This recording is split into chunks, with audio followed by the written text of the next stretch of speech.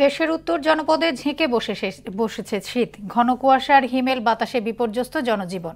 দিনাজপুরে আজকের তাপমাত্রা 10 ডিগ্রি সেলসিয়াস, যা চলতি বছর জেলার সর্বনিম্ন তাপমাত্রা। এদিকে একই চিত্র পঞ্চগড়ে। গুড়ি গুড়ি বৃষ্টির মতো ঝরছে শিশির।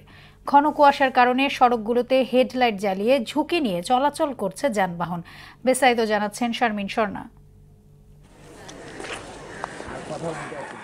ঘন কুয়াশা আর কনকনে বাতাসে হাড় কাঁপানো শীত। দিনাজপুরে তাপমাত্রা এতটাই কমে গেছে যে সাধারণ মানুষের কষ্ট না দেখলে বিশ্বাস হবে না কারোর। জেলায় তাপমাত্রা রেকর্ড করা হয়েছে 10.3 ডিগ্রি সেলসিয়াস, যা চলতি বছরে জেলার সর্বনিম্ন তাপমাত্রা। গত কয়েকদিন ধরেই চলছে এমন অবস্থা। জীবিকার অর্জনে যারা বাইরে হবে তারা ঘুরতে বাইরে না, পশ্চিমা বাতাস, জুডুয়া, ঠান্ডার জন্য বাইরে যেন বাইরে থাকি। সমস্যা এটাই, রোদ নাই, কুয়াশা। এবার একটু শীত বেশি, এবার শীতের কারণে কাম কাজ করা যায় না, বাইরে যায় না।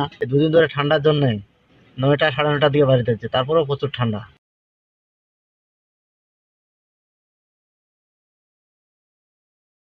আঞ্চলিক আবহাওয়া অফিস জানিয়েছে, দিনাজপুরে বাতাসের আর্দ্রতা 93%।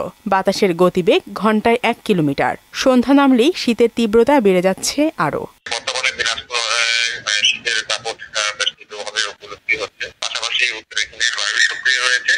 একদিন তাপমাত্রা সামান্য কিছুটা হ্রাস পেতে পারে, অর্থাৎ শীতের যে অনুভূতি সেটি চলমান থাকতে পারে। এদিকে একই চিত্র উত্তরের জেলা পঞ্চগড়ের। ঘন কুয়াশার কারণে সড়কগুলোতে হেডলাইট জ্বালিয়ে চলাচল করছে দূরপাল্লার যানবাহন।